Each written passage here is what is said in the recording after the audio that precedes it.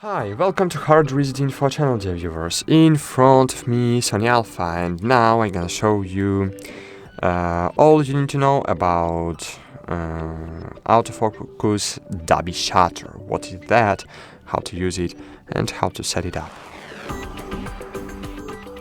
So you can find it in first block on the sixth page of the first block in my menu. Here we have AF Dolby shutter. It's autofocus shutter.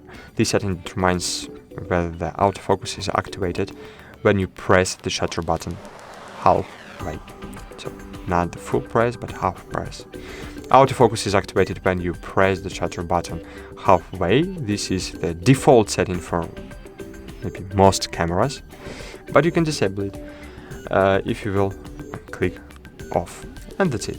Thanks for watching, like this video, and bye. See you.